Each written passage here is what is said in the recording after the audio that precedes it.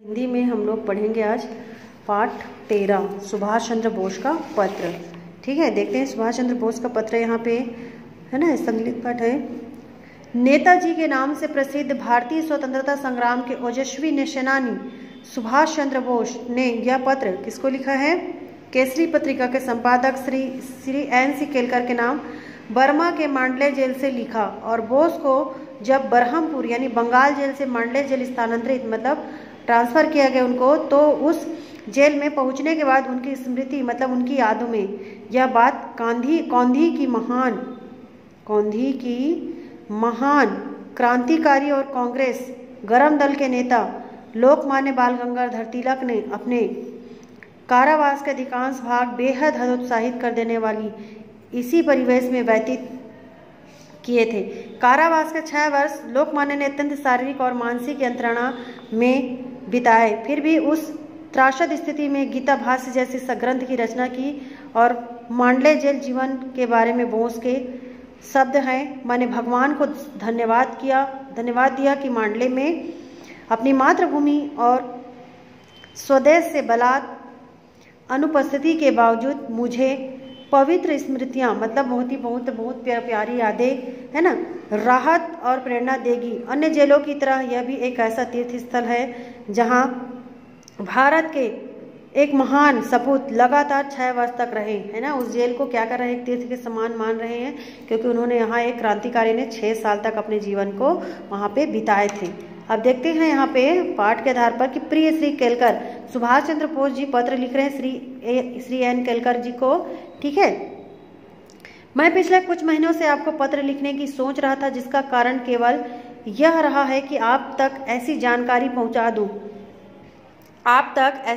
पहुंचा दूं जिसमें आपको दिलचस्पी होगी। मैं नहीं जानता कि आपको मालूम है या नहीं कि मैं यहाँ गत जनवरी से कारावास में हूँ, है ना। उनको पूछ रहे कि आपको पता है कि नहीं कि मैं जनवरी से यहाँ पर कारावास में हूँ।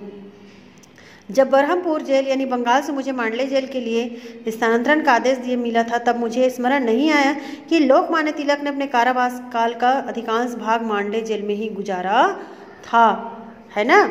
जो मांडले जेल था, मांडले जेल में पहले बाल गंगाधर तिलक भी वहाँ बिताए थे और इसी जेल में सुभाष चंद्र बोस को भी ट्रांसफ़र मतलब स्थानांतरण किया गया था। और इस 4 दीवारी में यहाँ के बहुत ही हतोत्साहित कर देने वाले परिवेश में स्वर्गीय लोकमान्य तिलक ने अपने सुप्रसिद्ध गीता भाष्य ग्रंथ का यहाँ प्रणयन किया था, जिसने मेरी नम्र राय में उन्हें शंकर और रामानुज जैसे प्रकांड भाष्यकारों की श्रेणी में स्थापित कर दिया है।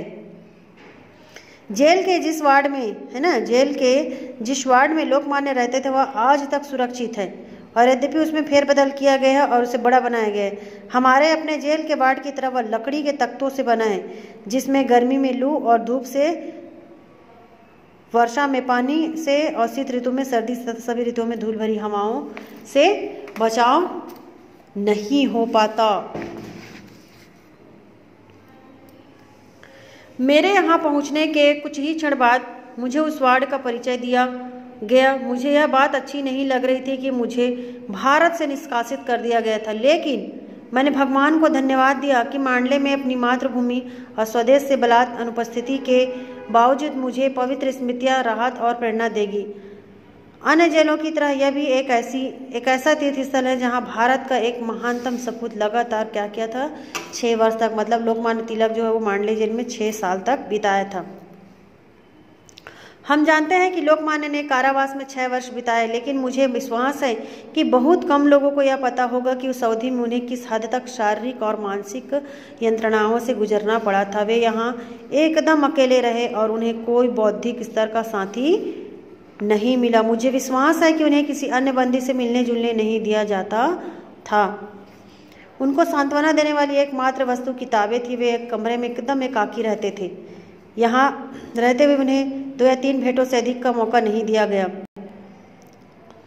और ये भेंटें भी पुलिस और जेल अधिकारियों की उपस्थिति में हुई होगी, जिससे वे कभी भी खुलकर और हार्दिकता से क्या है बात नहीं कर पाए होंगे। उन तक कोई भी अखबार नहीं पहुंचने दिया जाता था, है ना। उन तक कोई भी अखबार पहुंचने दिया, उनको पढ़ने भी नहीं दिया जाता था। उनकी जैसी प्रतिष्ठा और स्थिति वाले नेता को क्या करते, बाहरी दुनिया के घटना चक्रों से एकदम अलग कर देना एक तरह की यंत्रणा ही थी, है ना। जब भी पेपर मतलब बाहर की जो घटनाएं थी, है ना, समाचार पत्र थे, उनको पढ़ने नहीं दिया जाता था, क्योंकि जब वो बाहर के समाचार पत्रों को पढ़ेंगे, क्रांतिकारियों के बारे में छप रहेंगे, तो क्या होगा, उनमें थोड़ा सा और भावनाएं जागी करके उनके से दूर रखा जाता था उनको, और इस यंत्रणा को से भुगतना वही जान सकता है। इसके अलावा उनके कारावास की जो अधिकांश